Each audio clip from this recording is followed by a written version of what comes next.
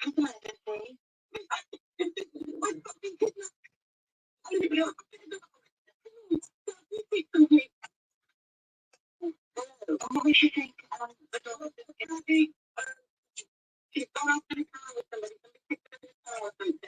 the name of the child that's gone missing? How old is she? 5.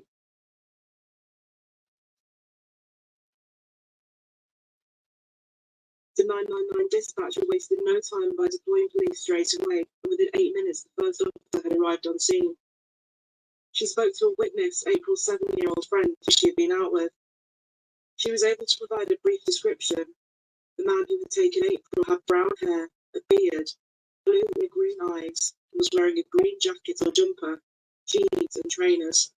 She also described the vehicle, and one thing immediately stood out to investigators. Her friend said that April had got into the driver's side door, meaning the car's steering wheel must have been on the left-hand side of the car, when most cars in the United Kingdom will have the steering wheel on the right. Following this information, a critical incident was launched by the police. As it was an alleged abduction, the police needed to pursue as many lines of inquiry as possible to try and ascertain exactly where April was, knowing time was of the essence. That day had started like any other. April's older sister described it as being a normal day. April had gone to her swimming lesson as usual, and then skipped out of the changing rooms to head home. Despite it being October, the sun was out and it was a nice, warm evening. April's older sister had gone to the youth club, when at around 7:30 p.m. she received a frantic phone call from her mother, screaming down the phone that April was gone. As the sun started to set, panic began to escalate. The response from the community was massive and immediate. As news started to spread on social media that April was missing, people began to come out of their homes to try and assist in any way they could and show support to the Jones family. But this made door-to-door inquiries for the police incredibly difficult, as so many weren't at their addresses, and officers were only able to ask them questions once they returned. When the sister arrived from the youth club, she was hoping that April would be home now. Instead, her distraught mother was out looking for her, and police were in the area. As the search efforts continued to mount, the media became aware that the 5-year-old girl had allegedly been abducted. The eyes of the country were fixated on the small little Welsh community, as it had been rocked by something so out of the ordinary. By 10:30 p.m, the police had put out an update saying they were increasingly concerned for April, and waiting for any information they could help find her. Hundreds of local volunteers gathered to join in the search after the news started to spread on Twitter and Facebook. Also high on the priority for the police was helping to support her devastated family. Police revealed more information about the circumstances of April's disappearance, and said she was last seen wearing a purple coat and a school polo top. Refuse collection was suspended as workers joined in the hunt too. Hour by hour, more people came out to help with the search, culminating in more than 100 local residents. The town, with a population of just over 2,000, was inundated with volunteers, with some travelling from South Wales and the north of England. Police said they wanted to make sure that search volunteers were used in a coordinated and effective way. April's family weren't allowed to take part in the searches in case they came across something, so the local community stepped up to help. One problem the search teams immediately ran into was the terrain. The extensive countryside, mountains, gorges, streams, waterfalls, and uneven ground made it an incredibly difficult place to search. There were slate mines in the area too, and all of these factors mixed with the rain presented a huge challenge for those trying to find April.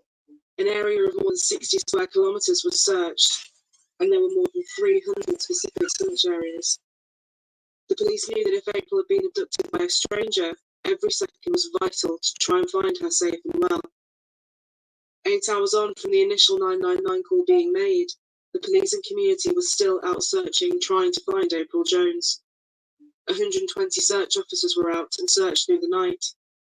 The morning after she had gone missing, they decided to activate the Child Rescue Alert, which puts on notice all police forces up and down the United Kingdom.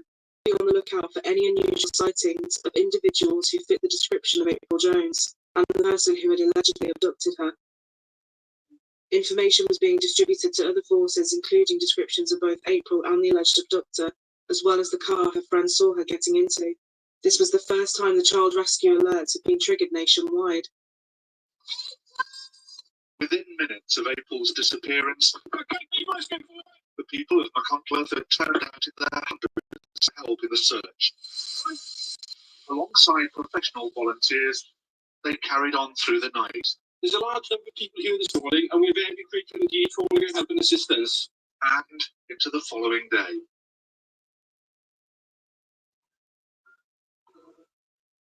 It had now been 14 hours since she had last been seen, and there was still no sighting of the missing 5-year-old.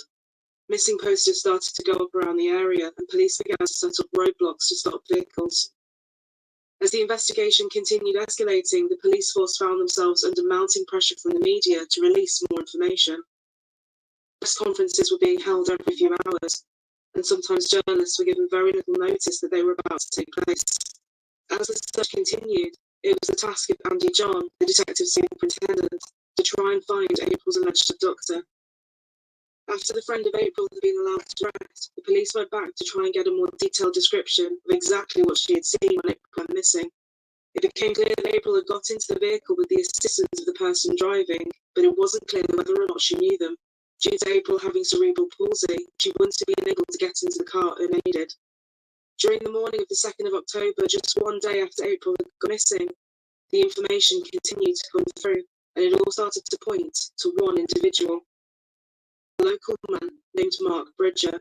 He wasn't someone who was known to local police. They received information that Mark Bridger and his vehicle had been in the area around the time the abduction was thought to have taken place. What immediately caught their eye about his vehicle was that it was a left-hand drive, just like April's friend described. There had been information to suggest that Mark Bridger had actually been part of the search party that was out looking for April.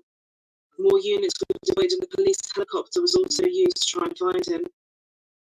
They had also received information about the potential addresses where he could have been staying. Officers went to the property simultaneously 20 hours after she had been reported missing, but could find no trace of April Jones or Mark Bridger. When they pulled up outside one of the properties, a cottage called Mount Pleasant, at 3 minutes past 3 in the afternoon, there were no vehicles at the house. An investigator went inside and called out April's name. There was no response. Bridger had only moved into Mount Pleasant 5 weeks before. At 4:30 p.m, the police made an announcement. Mark Bridger had been arrested. Police gave details of the arrest, saying he was detained while walking his dog along the side of the road after being spotted by the police helicopter at 10:42, a couple of miles away from where April had lived. Not once did he lift his gaze to look up at the police helicopter that was circling above him. He had also attempted to alter his appearance by cutting his hair and shaving off his beard. It was about 30 minutes later that Bridger was spotted by a patrol car. After confirming his name to the officer, Bridger turned and said, "I know what this is all about." The police constable asked him, "Where is she?" Bridger replied, "It was an accident. I crushed her with my car. I don't know where she is." He was immediately arrested. Officers described him as being an emotional wreck.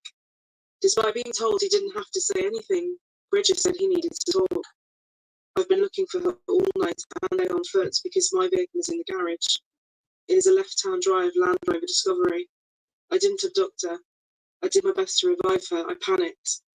I didn't even know until this morning who she was until I saw the television. I just wish I knew what I'd done to her, where I put her. I want to say sorry to the family. There was no life in her, no response, no breath, no response in her eyes. She was just on the seat. I tried to revive her. I would not abduct her. She is a human being."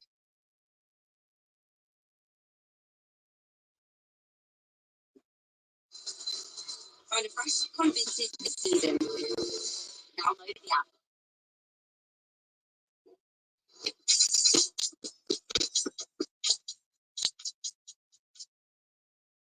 You prioritising strength at the gym, Green Chef has got you covered. One thing I like to make sure of is that I'm focusing on a high protein diet.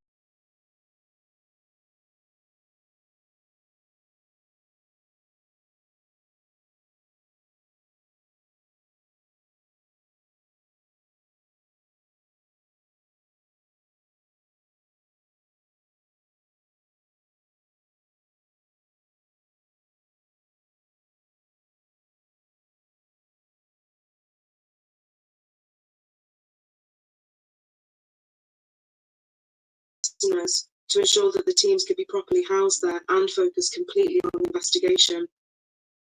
Following his arrest, Coral made an emotional plea to the public for their help to try and find April, alongside Detective Superintendent Reg Bevan. Let's keep someone out there who knows where she is and can help the police find her. We're being desperate for any use. April is only 5 years old. Please, please, help find her.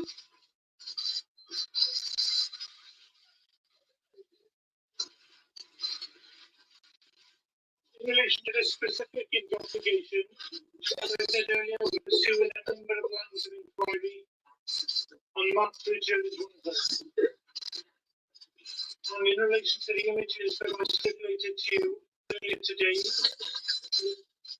which was the Andrew discovery and Mark Bridger's photograph, I again ask, did you see this vehicle between Monday Tuesday afternoon? And do you know Mark Bridger? And did you see him during that period, Monday evening and Tuesday afternoon? And if you have the information, please contact us on the Child Rescue Alert Line. Police said the overnight search involving 40 trained police officers, dog handlers and mountain rescue teams yielded no news on April's whereabouts. They thanked the public for their efforts but warned of the challenging conditions. Police later revealed the operation had been unprecedented in the UK in terms of scale and terrain. Neighbouring forces and specialist teams were helping with a focus on over 20 scenes around the area. The operation led to 600 messages from the public to the police. Searching till about 3 o'clock. They've gone home to bed for a couple of hours, and they've come back at 6:30 for daylight, ready to go again.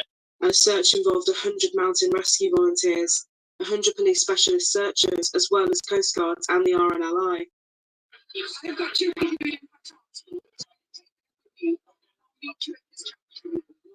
Please, I'm going to tell the locals to stop. I don't think it's going to stop anyway, because it's all such a close community. We just need to find them. It was soon time for the police to start questioning their prime suspect, father of 6, Mark Bridger. Shortly after his interview began, he elaborated further about what he had said upon being arrested. He told the officer that April was dead. He said he had run her over, knocking her off her bike, causing her significant injuries. He said in a state of panic he had put her into the car and then tried to administer CPR, which had failed. He then said he drove off with April in the vehicle. Bridger stated he then lost his memory and wasn't able to tell investigators where April now was. He claimed he was drunk and could not recall what he had done with April's body, but he was sure he had put her somewhere safe. The police made the decision to not release this information immediately, as they needed to verify exactly what was true and whether or not Mark Bridger was being completely honest. Now that Mark Bridger had been arrested, police and crime scene examiners were able to secure his home and conduct a thorough search of the premises to try and uncover any clues as to exactly what had happened to April. Upon going into his home, the stench of detergents and cleaning products was immediately apparent, and it was unusually hot, indicating there had been a roaring fire in the living room fireplace very recently. On the footage taken of Bridger by the police helicopter, a plume of smoke could be seen rising through the chimney from the fireplace of his home. But despite the best efforts of investigators, there was no sign of April either in the property or any of the surrounding areas. Andy John made the decision to meet with the family of April Jones on the evening of the 2nd of October to disclose the new information that had come to light. They were absolutely devastated by the news that their beloved April was now most likely never home. Throughout his interviews, when challenged with the evidence that had been gathered, he would be emotional and unpredictable. Officers believed these emotions were not genuine and pointed to him being both a fantasist and a liar. Mark Bridger's confession that she was now dead left those on the force devastated. They had worked through the night through increasingly difficult conditions, clinging on to any small chance that she might still be alive. April's older sister said that while the name Mark meant nothing to her, as soon as she saw his face on the news, she recognised him. She often saw him out and about, and he used to live not far from them. As the investigation into the disappearance of Mary Jones moved into its third day, the police still needed to prove that Mark Bridger had murdered her. The investigating officers needed to establish any contact he might have had with April during the abduction and obtain any foreign evidence they could. When the police seized his vehicle, they could find no evidence of a road traffic collision and no evidence that the vehicle had struck anybody. Contrary to Bridger's accounts of April being seriously injured when he put her into the car, forensics could find no blood or traces of blood inside the vehicle. This solidified investigators' thoughts further that Mark Bridger's story of accidentally knocking her off her bike was nothing more than a calculated cover-up of a far more sinister turn of events. As the forensic examination of the car turned nothing, they turned their attention back to the house where they believed April had been attacked.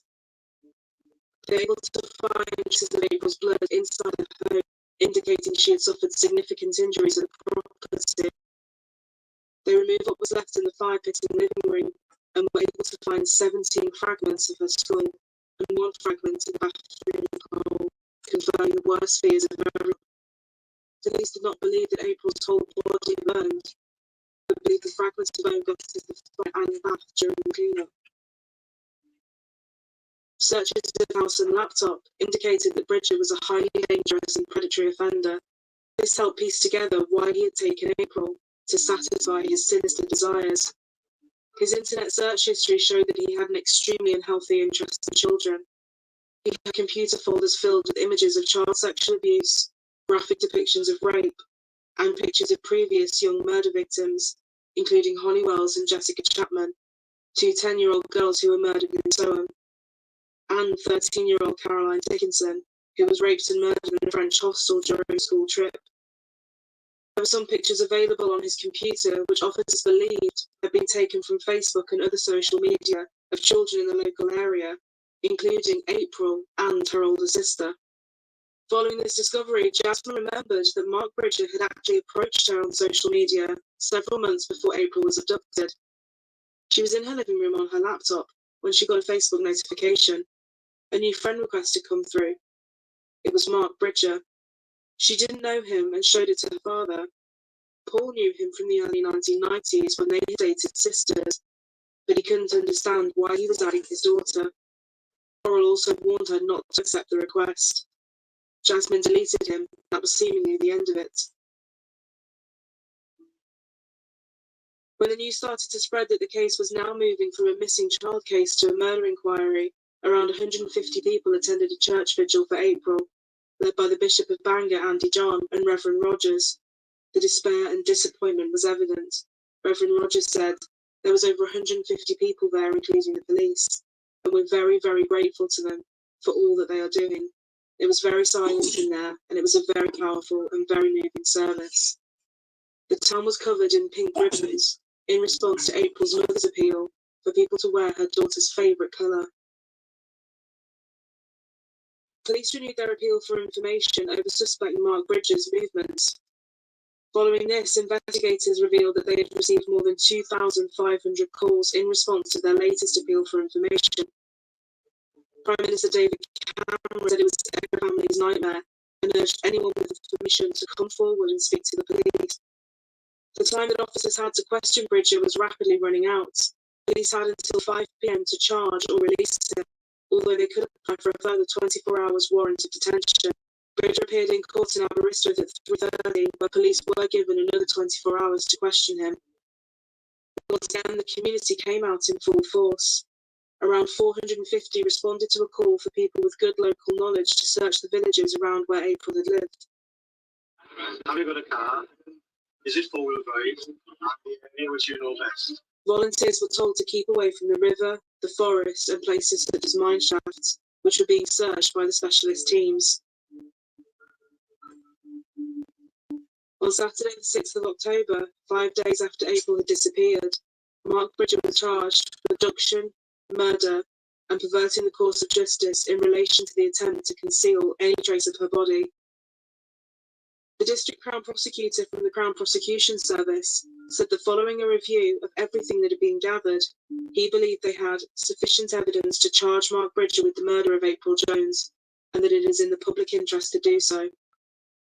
I have also concluded that there is sufficient evidence to charge the defendant with attempting to pervert the course of justice and child abduction.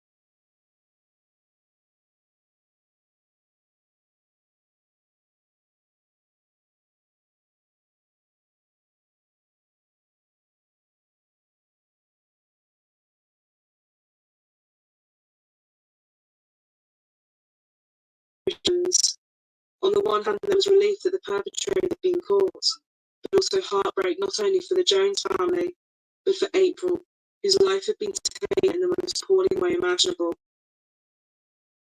But who exactly was Mark Bridger? He was born on the 6th of November in 1965 in Sutton, Surrey. He was the second of 3 children, and his father had worked as a City of London police constable. After attending secondary school, he went to Croydon College, where he failed to complete a diploma in engineering. Bridger grew into a strong man, of very big build and over 6 foot tall. Accounts from people he worked with described him as sociable, hard-working and charismatic. Others remarked on his apparent obsession with the military and how he had claimed to be a former army bomb disposal expert who had changed his identity to protect himself from any retaliation from the Irish Republican Army. He also said he had been a serving member of the SAS. When interviewed by police over April's disappearance, he told them how he had excelled during his military service. But this was nothing more than an utter fantasy. Mark Bridger had never joined the army or served in the armed forces. Far from being a distinguished veteran, as a teenager he had been in trouble with the police. For example, in the early 1990s, he was convicted of criminal damage, affray, and driving with no insurance. In 1984, he became a firefighter in London, but within 6 months he had quit due to what he called personal problems. It was around this time he allegedly split with his partner soon after the birth of their son. The split meant his parents could not get access to any grandchild, causing a rift from which the family would never recover. Bridger would tell people in later years that his parents were dead. It was at this point that Bridger turned his attention to Wales. He knew South Wales because his grandmother had lived there. He had lived in several places where he had a variety of jobs, including bar work, being a chef, a waiter, a car recovery mechanic, and a forestry worker. After moving repeatedly, he finally settled in Machynlleth. Once there, he had worked a variety of jobs: kitchen assistant at a local hotel, a welder, helping renovate a local guest house, a lifeguard, and a slaughterman in an abattoir. He had 6 children with a number of women, and just days before April was abducted, he had split with his latest girlfriend and was deeply upset about it. He claimed he turned to drink after relationship breakups and had been on antidepressants on and off for 12 years. The attention of women was clearly important to him. Hours before he took April, he contacted 3 women via Facebook, asking if they wanted to meet, no strings attached. They also found in his search history, more disturbingly, at 12:11 p.m, Mark Bridger had looked at a cartoon image from his collection of pictures, showing young girls being sexually abused. One showed a girl bound with gaffer tape being raped by an adult. When his vehicle was recovered later, there was a roll of gaffer tape on his dashboard. The police now had a much more complete picture of what they believed had happened to April. When he abducted her, he wasn't aware that another child had witnessed it. At 8:30 p.m. that night, his Land Rover was spotted arriving at his home in a village 3 miles from where April had lived. Police did not know if this was the first time he had been home since abducting April, or if he'd driven there directly after abducting her, killed her there, and then went out again to dispose of her body. This sighting may have not been the first time he returned home that day. The next day, shortly before 9 a.m., Bridger was spotted close to a riverbank, carrying a black bin bag. A witness would later tell police she thought there was something in the bag. Later, he took his Land Rover into a garage to be repaired and pretended to help look for April before being arrested soon after. Fast-track DNA testing established that April's blood had been found at Mount Pleasant, most significantly on the underside of the carpet in the living room and in front of the wood burner. Police believe he probably sexually assaulted April before brutally murdering her and dismembering her body, disposing of her at various locations. As Mark Bridger had worked as a slaughterman in an abattoir, one theory was that he had used the skills he had gained there to dismember April's body after killing her. Bridger was due before the magistrates in Aberystwyth on the following Monday. The police said they remained focused and committed to finding April, adding that 10 specialist teams had been conducting a systematic and methodical search from daybreak on Saturday.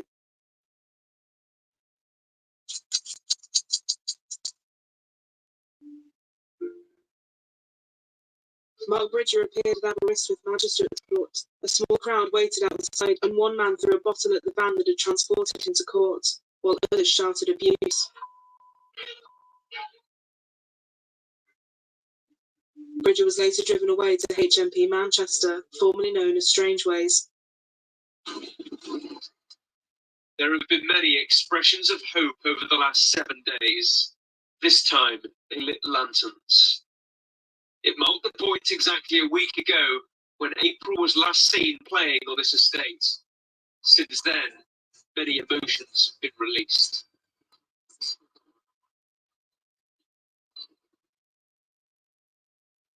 Six months after April went missing, her family marked what would have been her 6th birthday by releasing pink balloons from the Brynagog Green where she used to play.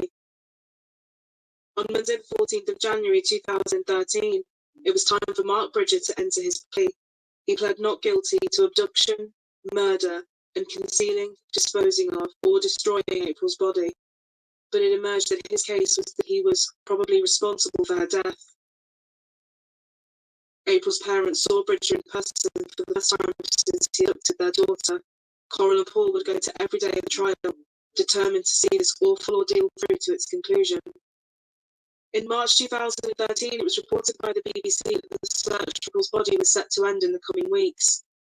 Although they had uncovered her body, the police and Crown prosecution worked together to push on and prepare that case trial. The trial was initially arranged for 2 months after the point of charge, doctors and prosecutors an incredibly tight timeline to try and pull together all their arguments and evidence. When his trial began on April 29th, Mark Bridger continued the same story he had tried to spin in his interviews. He was in denial about his actions and tried to present himself as a caring individual who had tried to help April after the tragic accident he was adamant had occurred. The testimony of April's friend who had witnessed the abduction would be crucial in countering his story. She said that April had got into the front and then clambered into the back. It just drove off. I didn't know she was going to go in the van. The girl fiddled with her hair and sometimes hugged her bear as she was questioned by Bridger's barrister, Brendan Kelly, GC. Kelly, who like all court officials was not wearing a wig or gown, asked if she had a good view of the Land Rover. Yes, I did, she replied. Are you sure that you saw April talking to the man? Yes, I'm sure, she answered. It also emerged that Bridger had taken his Land Rover to the garage at 9 a.m. the day after April disappeared, saying he had been in an accident.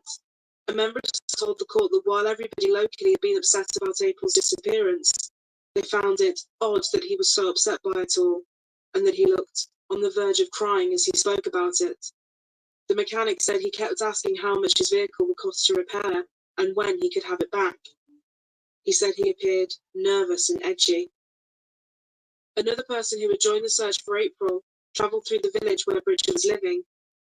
She said she had seen him in a lay-by carrying what looked like a black bin liner in his hand. The lay-by was close to the river and less than half a mile from his house, and the evidence just continued to mount. When he spoke to a postman about April, he feigned shock and asked what sort of vehicle the police were looking for, but he managed to contradict himself later when he joined a search party at about 2 p.m. first telling one volunteer he had found out at 9:30 that morning, then telling another he'd been searching throughout the night.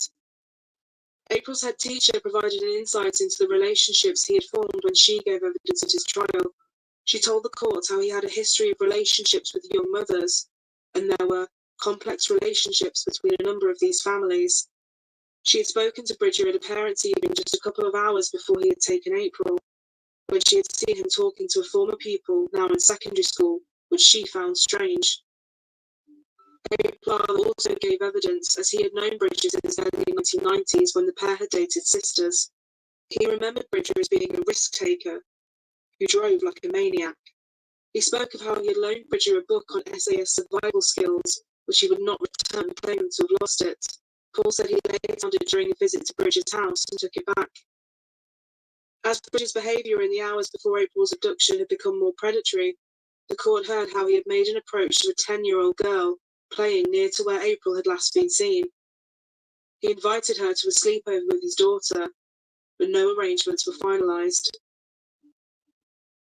During the police interviews, Bridger maintained that April had not been to his house, but when confronted in court by the overwhelming forensic evidence, he told the jury that images of her laying down in front of the fire had come to him in his dreams. After all the evidence had been presented, it was time for the jury to retire to consider their verdict. And on the 30th of May, they had come to a conclusion. Mark Bridger was found unanimously guilty on all 3 counts. He was sentenced to life in prison with a whole life order. He looked down at the floor as his sentence was handed out and said nothing. Today, her parents, Paul and Coral, watched in court as Mark Bridger was found guilty of abduction and murder. We are relieved that Mark Bridger has today been found guilty of the murder of our beautiful daughter, April. April will be forever in our hearts, and we are so moved by the overwhelming support we have had from so many people from all over the world. Despite knowing he'll never be a free man again, he has refused to disclose exactly what happened to April that night, or where her body is, and no more remains of April Jones have ever been found. Many believe that this is the last piece of control he is not willing to relinquish. At the conclusion of his trial, Mark Bridger was described as a pathological and glib liar, a paedophile who harbored sexual and morbid fantasies about young girls. He chose to put witnesses through the ordeal of giving evidence over a lengthy trial that lasted 4.5 weeks. He could have avoided all of it by pleading guilty in the first instance, and the charge should have been levelled against him. Detective Superintendent Andrew John, who had led the investigation, said, "Mark Bridger is an evil and manipulative individual who clearly likes to be in control. He has committed the most horrific of crimes, the abduction and murder of a young, vulnerable girl. He appears to be somebody who is a fantasist." In July 2013, it was reported by the BBC that Mark Bridger had been attacked while in prison. The 47-year-old was attacked with a makeshift blade as he walked along the gangway at Wakefield Prison in West Yorkshire. He was treated in hospital where he required stitches. His injuries were not life-threatening, and he was returned to prison the same day. In September 2013, the family had a burial funeral, with many turning up to pay their respects. As they didn't have a body, the family buried an empty casket pulled on a horse-drawn carriage, with the burial site being the graveyard just yards away from where she had disappeared. They were given ash and bone fragments from the police to bury, and the family also buried personal items alongside. This gave the family a spot they could visit to remember April and be together as a family. April's coffin made the 1-mile journey from the house to the church through the middle of town, passing pink ribbons along the route. Last October, the ribbons were the symbol of the search. Today, they are a tribute to her, and hundreds of people who had joined that search joined the solemn session. Parents here holding their children close, too many mourners to fit inside the church. In December 2013, the Judicial Office said that Mark Bridger had lodged an application for permission to appeal, but the following month they confirmed that he had abandoned his attempt just 11 days before the hearing was due to take place. In November 2018, leading search engine companies announced they were going to make it harder to find child abuse images online. As many as 100,000 search terms would now return no results that find illegal material. Following the horrors that had occurred at Mount Pleasant, the property was later demolished. April's family were there to watch the demolition. For the both of you, what did this house come to represent? A 5-year-old life just taken away. There's nightmares ever since she was taken. To have this house knocked down today, it's just a relief for us. It's something that isn't going to be bothering us, isn't going to be breaking us for the rest of the time. It sits on the back of your mind all the time. The main road is just there. We try to pass on every 2 or 3 days, and it's there. So there's no worries about us going past, and it's a relief. Perhaps we can move on a little. Tragically, April's father Paul developed rare brain disease. The family revealed in February 2018 that the diagnosis had left him unable to remember the murder. His wife Coral told the Mirror Paul could not understand why April hadn't visited him in hospital. Her family are adamant that she will be remembered for the joy and happiness she brought to so many people, and not for the tragic way that she left this earth.